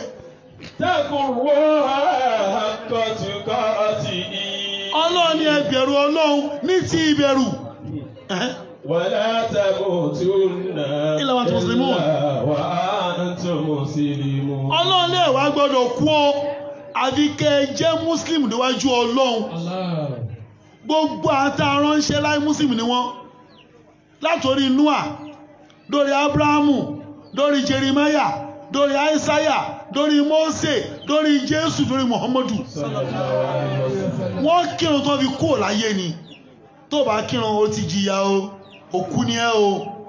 wala tahsabanna alladhina qutilu fi sabilillahi amwata. Ọlọ́run ẹ má kí wọn ló kú o gbogbo tó bá kú sójú ọ̀nà Ọlọ́run tó jẹ́ mùsùlùmí wọn èyí ṣòkú o. bal ahya'u inda rabbihim yurzaqun. Ọlọ́run ni alààyè ni wọ́n. ahya'u inda rabbihim yurzaqun. Ọlọ́run ni alààyè ni wọ́n lọ́dọ̀ èmi Ọlọ́run o wọ́n ń ṣẹ̀mí ń bẹ̀ ni. ṣe pé màmá arọ́bì àtù wọ́n kírun kú ni. bẹ́ẹ̀ ni wọ́n ṣòkú. abẹ́ ẹ̀ kírun sí wọn lára tó kú wọn ẹ̀ kírun sí wọn lára ẹ̀wẹ̀ wọn àwọn èyí ṣòkú ìtẹ́lẹ̀ ibi tọ́ sí wọn nìyẹn tó bá jẹ́ Muslim òkú ni ẹ̀ torí wà á kú wà lọ Quran 62 verse 8 tó fẹ́ kàlẹ́ kan ẹ̀ wà lọ bẹ̀rẹ̀ Ọlọ́run sọ fún ọ Allah ń bọ̀ táwọn fẹ́ kú kó lọ́wọ́ ó dojú ẹ̀ báyìí mọ̀ ń bọ̀ àfọ́ ọmọdé ò náwó bẹ́ẹ̀ ṣe máa tàn èmi lẹ́wàá tàn ẹ jẹ́ káwọ́lẹ̀ kíákíá ẹ káwọ́lẹ̀ gọ́ẹ̀gọ́ sí ìbò tagégi ẹ̀wọ̀n tàn wá ní ẹnìkan gbá ti kọ́ ẹgbẹ́ gbọ́ ti kúyọ̀ kò sí lára ṣe rí kí nira báyàn débi pé ṣe mọ̀ pé ẹni tó rẹ̀ ní ìyá tó rẹ̀ tó ṣe a ní ẹbá ẹmọ máa bẹ́lọ́ kan fún aláàfíà ẹmọ tó fún aláàfíà sí ọmọ ẹwà l'Amẹ́ríkà ó wà London ó fowó ránṣẹ́ ṣe ẹ tó máa ní kojú kú lọ jàre kò ní nǹkan kan tó fẹ́ gbọ́kàn lẹ́nu ó ní kí ni ṣe kú ẹjá kú jọ kò ní ó kú rárá tí yóò sì dá lọ́la yìí àwọ̀ àkú irọ́ o a máa ń dekú pa ní o àfẹ́ tó yẹ ikú gbogbo ọ̀rọ̀ dí mọ́ kú káàtùsù ká má jì mọ́ tún dí ọlọ́wọ́ bá ní Muhammad ọlọ́ni sọ fún wọn ọlọ́n ṣe rí kú tẹ̀ sá fún yìí ikú tẹ̀ sá fún yìí sẹ́ tẹ̀ sá fún lójoojúmọ́ yìí ẹ lo paracetamol ẹ lo cafenol ẹ lo gbá orí fọ́ mi àkọ́wọ́ ẹ̀ pé kú ló máa já sí òyà sọ cafenol ìgbà tó rẹ̀ kí lọ sí ìtùfù ẹgbẹ́ fẹ́ kú ni kú sílẹ̀ náà bọ̀ ó láti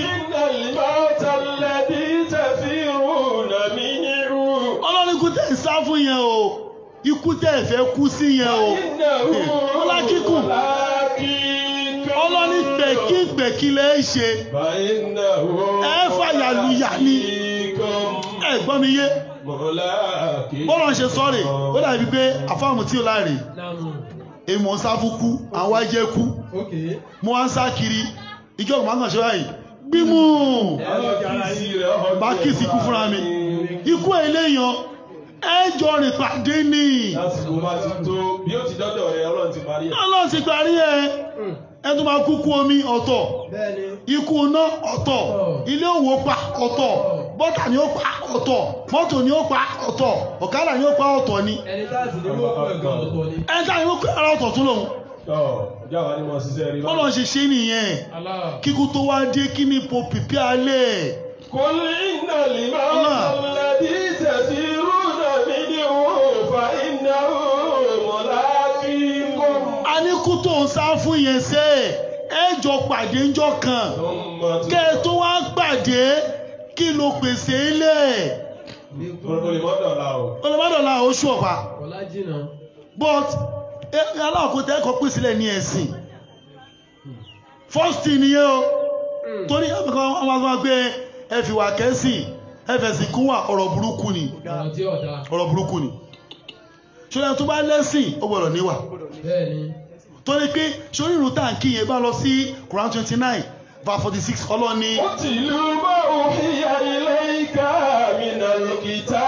ọlọ́ni wọ Muhammadu máa ka tó àánú Kùránì fáwọn èèyàn o ẹ máa gbọ́ ẹkọ́ tìláwà ẹka Kùránì fáwọn èèyàn ẹ̀mọ́ tó bí ọ̀rọ̀ yẹn jẹ́ kó gbọ́ wá sí pé irun tẹ́ fẹ́ kì yí o àǹfààní rẹ̀ o tẹ́ bá kí àǹfààní rẹ̀ o kọ́kọ́ gbọ́ yé kọ́wọ́ sọ àǹfààní ẹ̀ fún wọn náà bí a torí pò mà àǹfààní ló ṣe kínkì ṣọ̀pọ̀ ọmọ ẹlòmí àní ẹ̀tì ẹ̀ kírun kí irun gbọ́lọ̀ kí ṣé ní òní kó á kí yín ni ó ṣe yẹ̀yẹ́ ni o wọn ò bí irun da kó má kí ẹ ṣé ẹ̀rọ máa rọ́bì àtú yìí irun ti ń kí wọn lọ́wọ́lọ́wọ́ ń sin àwọn kírun mọ́ irun gbọ́dọ̀ kí wọn ó gbọ́dọ̀ jọ rẹ dandan ni àwọn òní kí mọ́ sí yìí onú máa kí wọn àwọn kí wọn lọ́jọ́ ọ̀dájọ́ Allahu Akbar ọlọ́ni ṣúráàtù ó ti gbàgbé ó ti lú ọlọ́ni wọn Muhammadu bá mi máa ka tó àánú Kùránì fún wọn o wà á kí ní ìsọ̀láta lẹ́yìn tẹ́ bá gbọ́ yé tán ẹ máa wá kírun iná sọ̀láta tẹ́bíà àdàlùfà ṣáàrí wàlẹ̀mọ́ǹkà ọlọ́ṣẹ́ rí ìrun ta ní kẹ máa kíyẹn o àǹfààní ẹ jẹ́ ká àǹfààní ẹ̀ fún yín àǹfààní àkọ́kọ́ tí wọ́n bá ń kírun ìwà ẹ gbọ́dọ̀ dá torí pé ọlọ́run tí ẹni kẹ́ kíyẹn o ó máa kọ́ ìwà àbàjẹ́ fún yín àti ìwà búburú tó bá lẹ́yìn tó kí ládùúgbò ẹ tó láìké pé ẹ bọ́ pé alájà irun yóò gbà ẹ lọ tún kí ọlọ́run ò gbà á torí ìtú ẹ kírun ṣe kò ṣe tẹ́bálẹ̀ tó mọ irọ́ pa tó ń ṣe wà láìdà lórí irọ́ ẹni kó lọ túnrùn kí ọlọ́run ò gbà á tẹ́ bá rẹ́ni tí ò láàánú tó dájú bí àpárá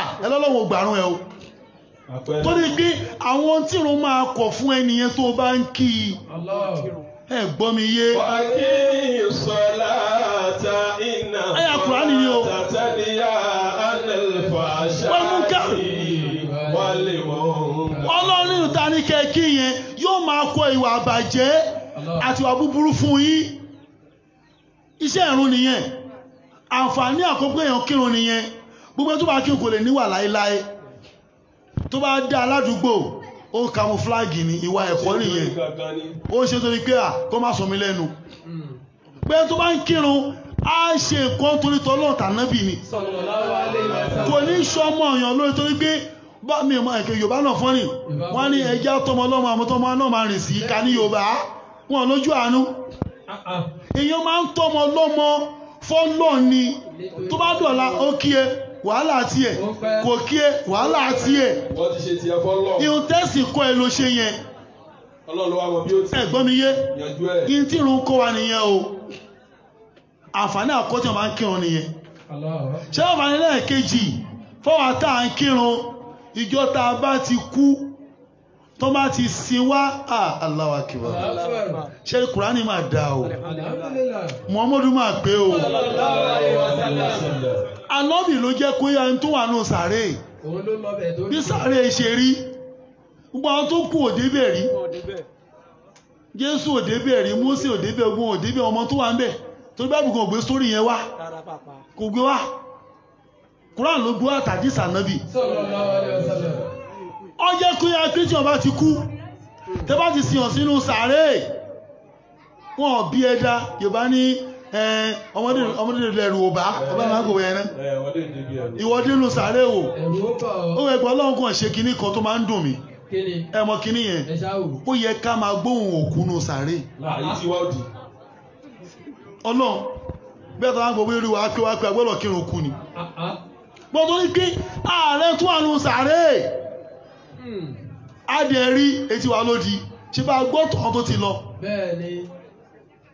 ṣe ẹ̀ka ṣe máa wẹ́ tó wà ní sàárè ní ó dàbí ọ̀rọ̀ kan tó ṣe láàrin Jésù àti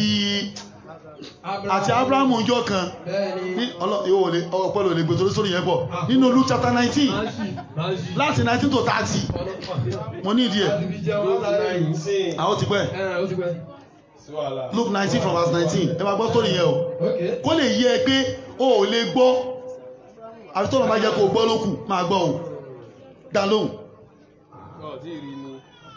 Luke 19 from verse 19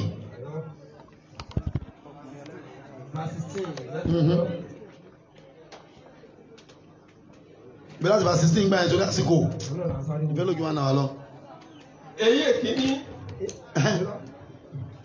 láti verse 16 èyí èkíní sì wá wípé Olúwa mínà rẹ̀ jẹ́rẹ̀ mínà mẹ́wàá sí ó sì wípé kí lẹ́yìn ká èyí èkíní kọ́ èyí èkejì ni bẹ́ẹ̀ máa gbọ́n tó ń gà Luke chapter 19 bí láti verse 19 to 30 kò yìí tán lásán màá ní kẹ bẹ́ẹ̀ máa gbọ́ ọkùnrin ọlọ́rọ̀ kan ó máa ga o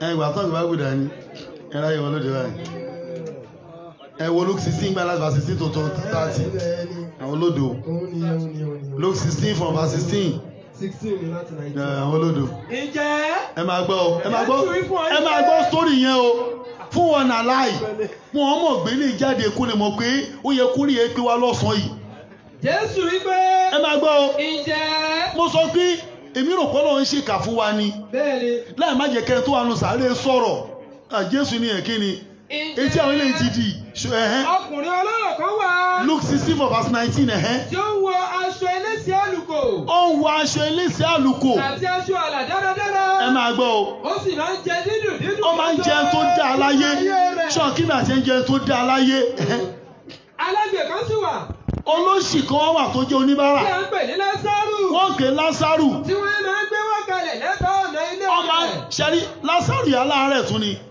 ọmọ àrùwá láàárọ̀ kó wá bá olówó jẹun ajẹ́kú ló máa ń jàjẹ́kú olówó ni ò ó òun ó kún fún ojú. Ẹ̀nà àárẹ̀ ni. Òun máa fẹ́ kí a fi ẹ̀rú tí ó ti orí tábìlì ọlọ́rọ̀ bọ́ sílẹ̀ fún òun. Ó máa ń fẹ́ àjẹkù olówó tó lówó lówó. Àwọn ajá sì wà. Àwọn ajá wá wà, ajá. Wọ́n sì ń fà á ní ojú náà. Ajá máa ń lá ojú ẹ̀ báyìí ni. Ajá olówó ó máa ń lá ojú Lásárù. Ó sì ṣe. Ó wá ṣe. Alágbe kú. Lásárù wá kú.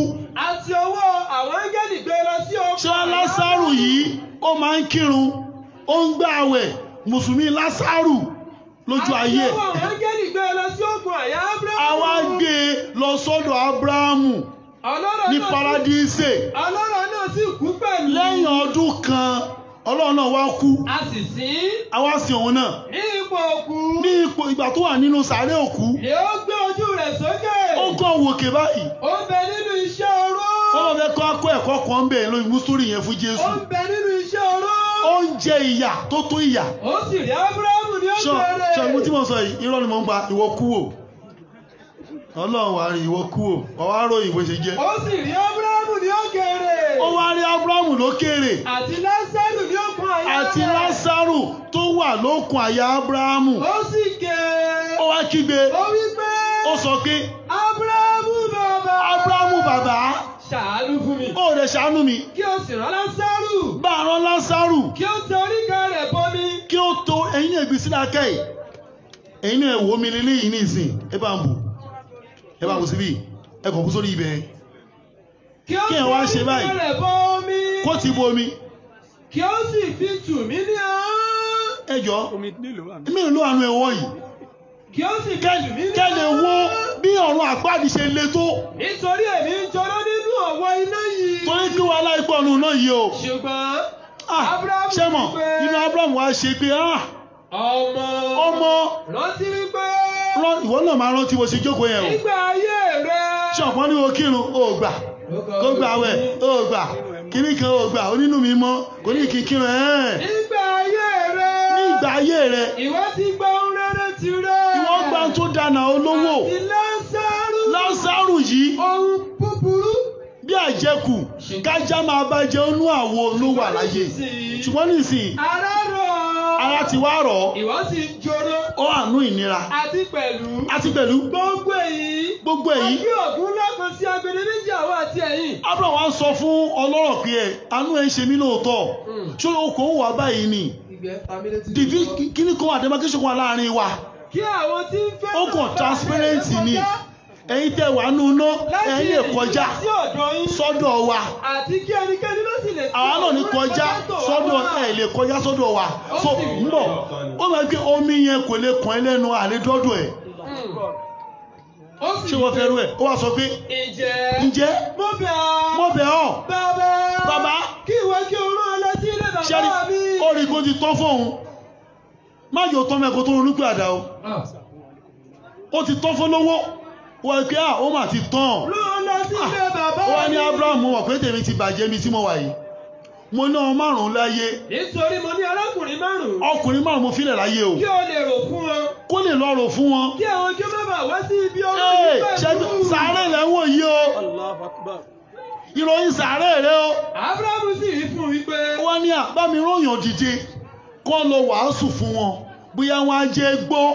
Ṣọ̀pọ̀ náà gbọ́ nìsín. Tó máa ní kí wọn náà gbọ́. Bàbá ẹ̀ tó kúnjò ló rán mi sí ẹ o. Abrahamu bàbá. Alájà rọ́bì àlọ́ rán mi sí gbogbo yín o. Abrahamu bàbá. Ó ní Abraham bàbá. Kí ìwọ kí o rán lọ sí ilé bàbá mi. Bá mi rán sílé bàbá mi. Nítorí mo ní arákùnrin márùn-ún. Ọmọ márùn-ún mo filẹ̀ láyé. Ó lè lọ sọ fún wọn. Kó lọ sọ fún wọn o. Kí àwọn náà kí ó má bàa wá síbi orú yìí pẹ̀lú. Tẹ́ ẹ̀ bá jẹ́ Mùsùlùmí ẹ̀ wọ̀ náà. Bá mi lọ kìlọ̀ fún wọn o. Abrahamu sì rí fún un wípé. Ọmọ wa ni ọmọ. Wọ́n ní Mósè. Ọ̀n kí ló ń da aláàmú sí. Mósè wà láàrin wọn. Àti àwọn wòlíì. Jẹ́mi Adégún àbá ọ̀sọ̀ lọ́wọ́lọ́wọ́ ní Abẹ́òkúta. Wọ́n ń gbọ́ lọ́wọ́lọ́wọ́. Ẹ̀rùn náà mú tí wà ń bí. Wọ́n ń gbọ́.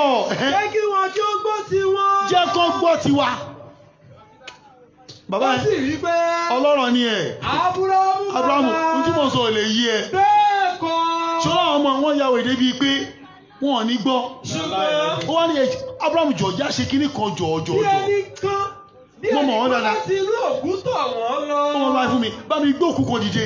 wọn yóò ronú pìwàdà. tó bá rí òkú tó ní yé tó bá ti wà wọ náà òkú rẹ o bóyá wọn á ronú pìwàdà ṣe àpé làákà ìlọ lọ́rọ̀ rò pé tí àlọ́bí bá dìde pé ẹ̀yin ọmọ ẹ máa kírun ẹ̀tọ́ bí ẹ máa kírun o bóyá wọn á tó gbọ́. ó sì rí pé. Abrahamu ní madalam. bí wọn kò bá gbọ́ ti Mósè. tó o bá ti gbọ́ ti Mósè. tí wọn kò gbọ́ ti àwọn wọ̀nyí. tó o dẹ̀ gbọ́ ti ní jẹ́mọ́ adégún àlọ́sọ yìí. a kì yóò yí wọn ní ọkàn padà. wọn ò lè ṣéyìí láéláé. ó dàbí ẹnikẹ́ni bá ti inú ìtẹ̀ òkú lọ bá wọn. wọn ò ní gbọ́. náà káyé tiẹ̀ rí bẹ́ẹ̀ o. Hell is real, heaven is real. bó ṣe jẹ́ nù. And ẹ̀sìn náà dẹ̀ real. ẹ̀sìn yẹ kí ni ẹ̀sìn real. kò sí lọ́mẹ̀ o. gbogbo wọn lọ kírun kú ni o.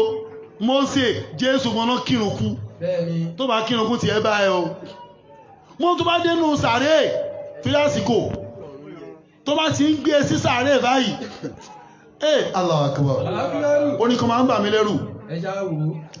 wọ́n ní ẹ̀rù ń yọ́ mi ibà bí mo rántí ọjọ́ àti ìrọ̀rùn. ẹ̀rù ń yọ́ mi ibà bí mo rántí ọjọ́ àti sùn mi. akèmí nìkan kèmí nìkan nísàlẹ̀ gbogbo ẹbí arèlé. akùwọ́ nìkan kùwọ́ nìkan nísàlẹ̀ gbogbo ọ̀rẹ́ arèlé.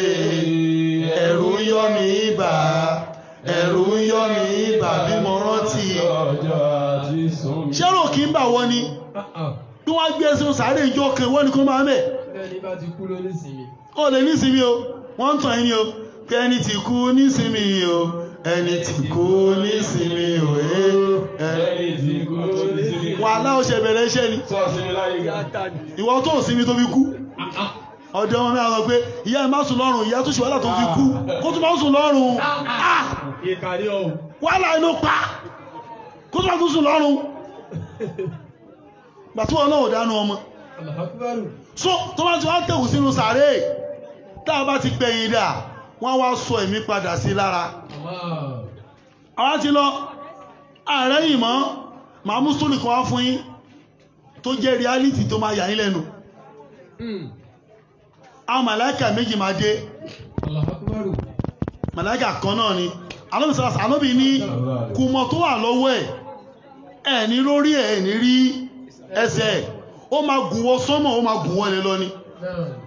àwọn agbékùmọ̀ kan dání tán wá gbé sórí ilẹ̀ ayé katapila tó lè gbé òsì. wọ́n á béèrè márùn lọ́wọ́ ẹ̀ nínú sàárè wọn ò bí ẹ̀dá kórí dáhùn wọn ò bí ẹ̀dá ò tó bẹ́ẹ̀. ọmọdé rí bẹ́ẹ̀ Yorùbá ohun tó rí ló máa rí bẹ́ẹ̀ nínú sàárè. bí o bá kọ́ sún bẹ́ẹ̀ pẹ́rẹ́ tó bá kọ́ sún bẹ́ẹ̀ ijó ẹnìyà ti bẹ̀rẹ̀ tó bá lè jẹ́ Muslim ijó ẹnìgbádùn ẹ ti bẹ̀rẹ̀. a máa bí ẹlẹ́rẹ̀ pé mọ́rọ̀ búkà ó tó kó dáhùn. sórí bó bá ṣe ń sin ẹ́ tó àti gbẹ̀yìn dà irun tó bá wà ẹgbẹ́ máa ń sìn lẹ́yìn asiri kò sí wàhálà lè sìnkú o gbẹ̀yìn ẹ̀sọ́ máa ń fà láì pé ó jẹ́ rọ̀lẹ́ tó bá kí asiri tàn ká lọ sìnkú bẹ́ẹ̀ ṣe ń sin tán yẹn kí màláìkà tó máa bèèrè lọ́wọ́ ẹ̀ dé asiri yẹn ó máa dúró tì tóró kí asiri tó fi kú ni ó máa dúró tì tó bá ń bèèrè lọ́wọ́ ẹ̀kẹ́ mọ́rọ̀ búkà asiri àníyá ó rí mi ní èmi ni ìran asiri tó ń kí tó fi kú Allahu Rabbi ló sì tó fi kú tí ò bá sì mi ní dúró tì láéláé wọ́n tó kí yọgbó ti ṣòfò sórí òkìsẹ́ tó ṣe òun ló máa dúró tì ẹ́ tó wọ́n ní fẹ́ràn sáré o wọ́n máa dà ẹ́ láàmú ṣáà ni tó bá ní kí wọ́n gúrùbì tí ń bọ̀ asiri a máa lọ ẹ̀yà kí wọ́n dákàdá kan sí ìtì náà tó bá yín rẹ̀ ìwọ tó bá ń jọrọ pọ̀ yẹn náà dà ṣorí àsùbà tó kíkọ tó kú ilé yẹn kò sí wàhálà ó pé iṣẹ́ àti mọ́gùrù rẹ̀ ló máa parí ẹ̀ ló lálẹ́ kò sí wàhálà mọ́ṣẹ́ máa bá ọlọ́run sàárè nìyẹn. ìwọ tó kíkọ ìwọ jẹ́ ìrun jímọ̀ nìkan ni ìwọ náà tún láìkí ẹ̀ jímọ̀ nìkan ló máa rí gbẹrun sàárè ẹ̀ jímọ̀ nìkan gbọ́dọ̀jẹ́ náà nìkan ló máa bá ẹ wá jẹ ìyà burúkú. Allahu Akbar. àǹfààní nìyẹn o ẹ máa kírun o ẹ máa kírun o ẹ máa kírun o ẹ máa kírun kẹsì mọ́ Ọlọ́run lọ́kàn ẹ máa kírun kẹsì mọ́ Ọlọ́run lọ́kàn nítorí pé ta ló lè máa yíká tàbí àkókò tọ́jọ́ ikú lè dé. ẹ máa kírun. Sáyẹ́bọ̀rọ̀ ti fẹ́ mú àwọn kìí tó jókòó. Máa kún aláwánsìn ní year 1997 ní àlí ìjàyè street gangan. Ìjàyè gangan. Ẹ bá fẹ́ kọ́ máa wọlé lọ mọ́ṣáṣí yẹn, wọ́n á méjì ló wà mẹ́. Ó rán gbé kó yẹ ní 1 and 2. 1 ló ti ṣẹlẹ̀. Máa yóò kí ń kírun, driver dẹ̀ ni. Wọ́n ti máa bá sọ́kò ní dáwọn lóhùn, a ní irun kíkí wo ni ẹ kó sí lọ. Kò sí wàhálà, a ní ìtẹ̀yí mọ́ ilé ìkíni gan, ṣénu yí mọ́ ni, ok, no problem. Wọ́n kọ̀ ní lásùbà ní ọ̀nà lókùn akírun lásùbà. Ṣé ó yẹ gbẹ̀lẹ́ ni pé à bá Fátímọ̀ wá kírun, mú ká kó bá sọ̀rọ̀ ó. Ọkọ̀ máa bà pé kí ló dé ẹtúfẹ́ lé mi ní mọ̀yá bá sọ́. Ó wá sí àyílà, alásàrì, mọ́ngúrúbì, ìṣáì, wọn ọ̀tá sí. Nígbà tó wá di ìṣáì, ó wà kí sùn wọ́n ń pè mọ́mù ẹ̀ ń ṣe èèyàn rẹ̀. Mọ́mù ní bàbá wa tí mọ̀ ṣe òsì. Ẹ̀rí mọ́ṣáṣí ẹ̀rù ọba yìí, ẹ̀rù làwọn bẹ̀rù, ó kó bọ́dé ni. Ẹ wá bí pé kí ló gbé mi dé lọ́rọ́ ká bí ẹni àgbọ́lọ̀ ti rẹ̀ ó lẹ́lọ́ ọ̀rọ̀ mi ẹ̀mí mi o. Ó ṣe ẹ̀rọ ni o. Ní tí mo ló jẹ́ kí n rọ o, ìjẹ́ kí lórí. Ó láwọn lọ sin òkú ọ̀gá àwọn kan òyìnbó ló máa ń wà. Ọ̀gá kan wá kú tó jẹ́ ọmọ Nàìjà níbi iṣẹ́ wọn. Bọ́n ṣe wá sí tán, wọ́n wá kú níbẹ̀. Ṣé mọ̀ mọ́tò òyìnbó náà gbé lọ, jígà ṣọ́bẹ̀ tán lò inú bútò òyìnbó náà kò sí.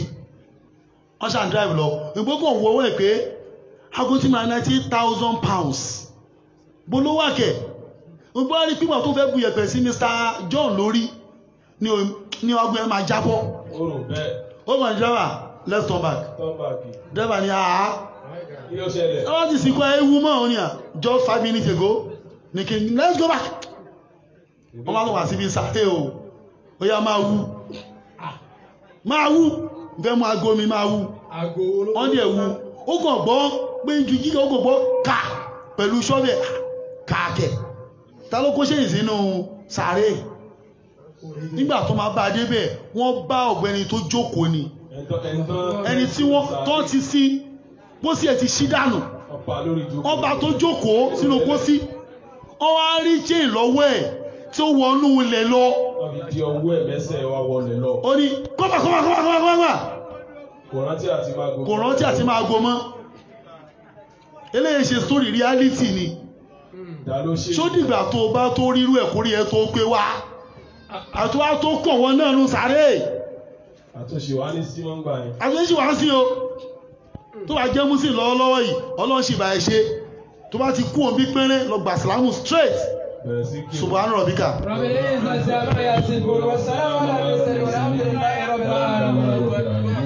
Ẹ ká gbé ojú fún Ọlọ́run. Allahu Akbar. Ká pariwo Ọlọ́run dáadáa. Ọ̀rọ̀ la gbọ́ yìí. Èmi ti gbọ́, ìwọ ti gbọ́. Ó ti dọ̀nà sí wa lọ́rùn. Bí ó ṣe wá ní dọ̀nà sí wa lọ́rùn, òun náà ni pé ká mú lò. Àbí Ọlọ́run, Ustaz wa tọ́lọ̀ ń gba inú wọn bá a sọ̀rọ̀. Ọlọ́run dákun mọ́ ṣe lè lásọ̀ mọ́ fún yín. Mọ́ sì jẹ́ máa padà sí àbúrò. Àlékún dáadáa Ọlọ́run ṣàbà ṣe fún yín. Ọba tó pè yín dá sọ̀rọ̀ tó wá ní kí ṣe sọ ó mọ ọrọ̀rùn. Káyé ó sì mọ gbọ́ yé àìní ṣe é ṣe mọ́ Ọlọ́run dákun fi ṣàdánwò. Ọlọ́mọ jí ó rẹ̀ yín. Wọ́n sì jí ó rẹ̀ yàn fún yín wò. Mọ́rọ̀ ta lọ́wọ́ lẹ́yìn lórí, mọ́nà alábòsí lọ́wọ́ lẹ́yìn lórí, mọ́nà mùnáfìkì lọ́wọ́ lẹ́yìn lórí, mọ́nà la ilaha illallah. Àbí Ọlọ́run, ẹ̀mí gígùn àtàláfíà ara kọ́lọ̀ kó ṣàbà fi ta yín lọ́rẹ̀. Àsìkí tí ògbó ṣetán kọ́lọ̀ kó bá fi ta yín lọ́rẹ̀. Nídìí dáwà nídìí iṣẹ́ pèpèsè sí yìí ọlọ́mọ dá yín lágara, ọlọ́mọ sì pín yín nípa láíláí. Bismillahir rahmanir rahim. Allahu la ilaha illa huwal hayyul qayyum. La ta'khudhuhu sinatun wa la nawm. Lahu ma fis samawati wa ma fil ardi. Man dhal ladhi yashfa'u indahu illa bi'iznihi. Ya'lamu ma bayna aydihim wa ma khalfahum. Wa la يأتينا بشيء من علم إلا بما شاء وسع كرسي السماوات والأرض ولا يؤوده حفظهما العلي العظيم لقد جاءكم رسول من أنفسكم عزيز عليه ما عنتم حريص عليكم بالمؤمنين رؤوف رحيم فإن تولوا فقل حسبي الله لا إله إلا هو عليه توكلت وهو رب العرش العظيم بسم الله الرحمن الرحيم إلى في قريش إلى في إمرية الشتاء والصيف وليعبد رب هذا البيت الذي أتيهم من جوع وآمنا من خوف بسم الله الرحمن الرحيم إن أعطيناك الكوثر فصل لربك وانحر إن شانئك هو الأبتر بسم الله الرحمن الرحيم إذا جاء نصر الله والفتح ورأيت الناس يدخلون في دين الله أفواجا فسبح بحمد ربك واستغفره إنه كان توابا بسم الله الرحمن الرحيم قل أعوذ برب الفلق من شر ما خلق ومن شر غاسق إذا وقب ومن شر النفاثات في العقد ومن شر حاسد إذا حسد بسم الله الرحمن الرحيم قل أعوذ برب الناس ملك الناس إله الناس من شر الوسواس الخناس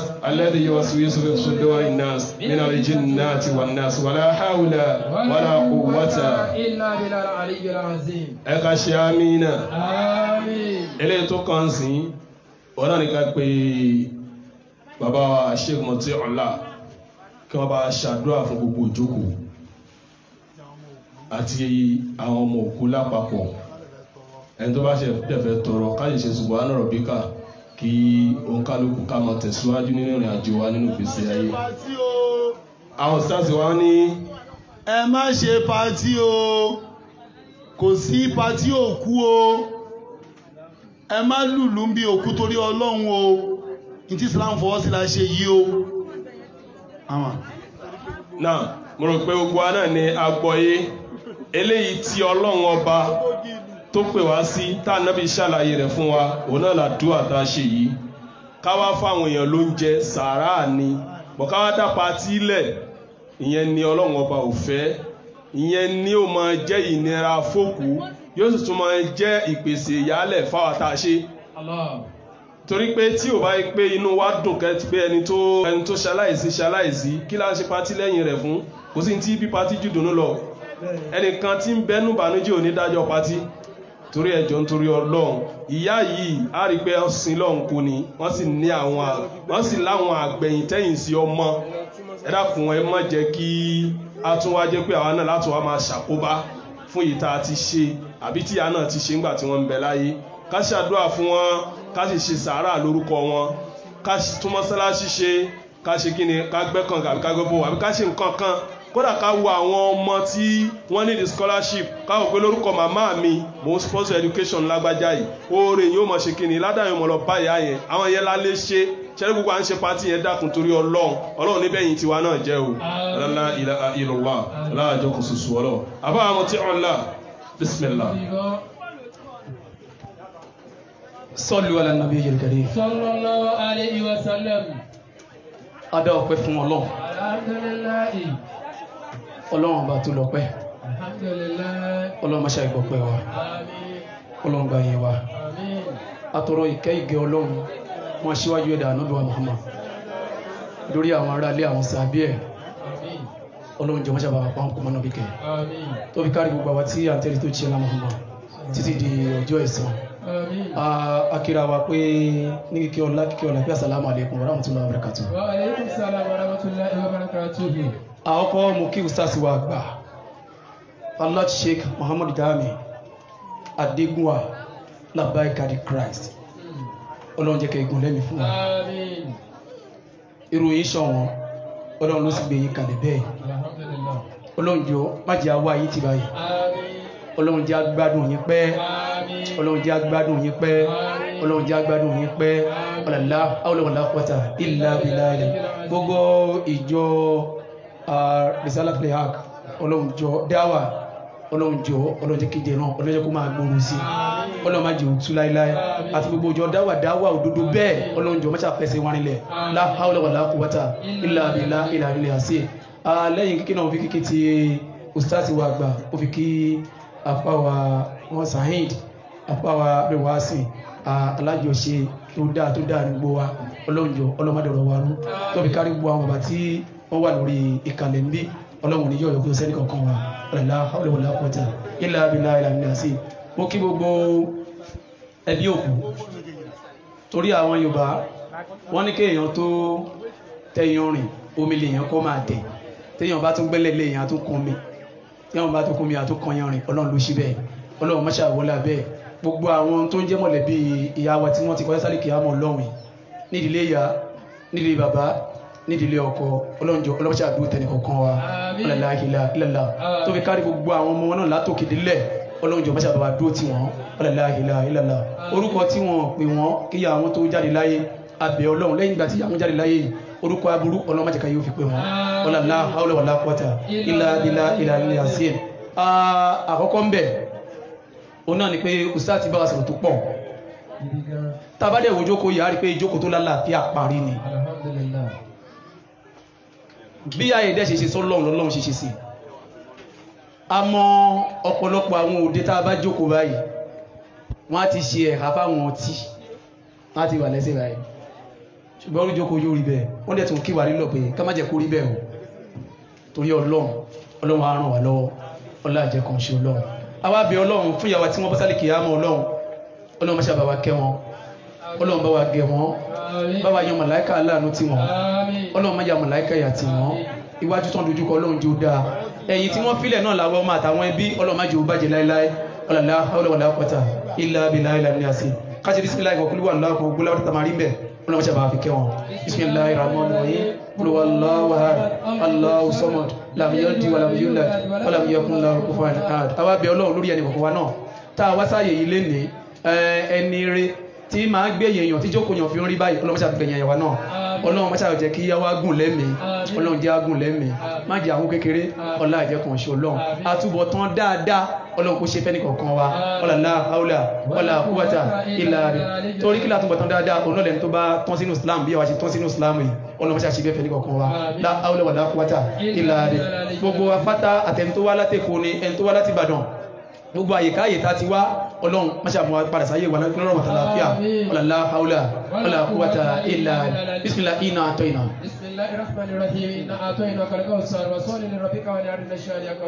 láàrin ìṣẹ́jú kan sí méjì gbogbo àtàbá fẹ́ tọrọ ṣe mọ̀ pé tẹ̀ǹkan tá a mú wá alápapọ̀ ni eléyìí nísìnyí wọ́n ní ká tọrọ nǹkan rí níbi nǹkan rí kọ́lọ́ máṣe àwọlá ìtóbi ẹ̀ gbogbo tá a bá tọrọ náà lọ́mọṣẹ́ àmọ̀lọ́lé àṣẹ ká má jẹ́ kí ìyẹn pẹ́ gbogbo ẹni tó bá ní tọrọ lẹ́yọ̀kan àbí méjì ẹ jẹ́ kí a máa bọ̀ wá gbogbo ìta nípò tọrọ yànjú bí ìṣẹ́jú 3 sí 4 lọ kí ustaz wa tó wá ṣe rọ́bà náà fún wa àtàbá fẹ́ tọrọ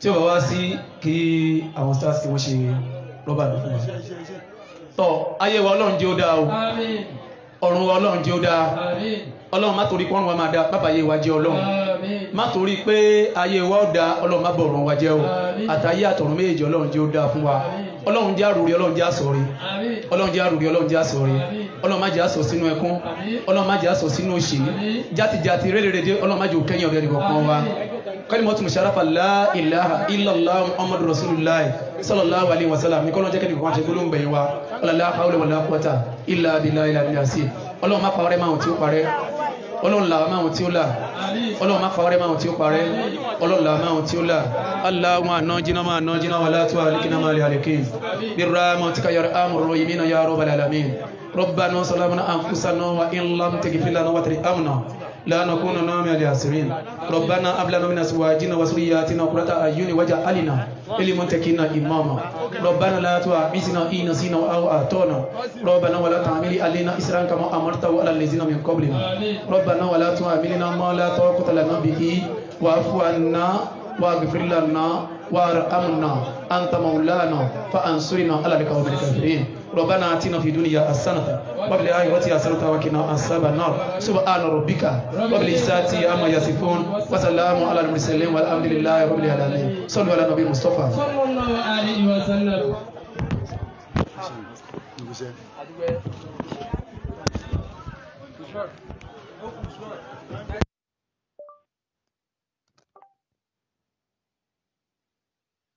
It's 2:50 p.m. To hear your notifications, follow the notification in your phone to turn on notification access.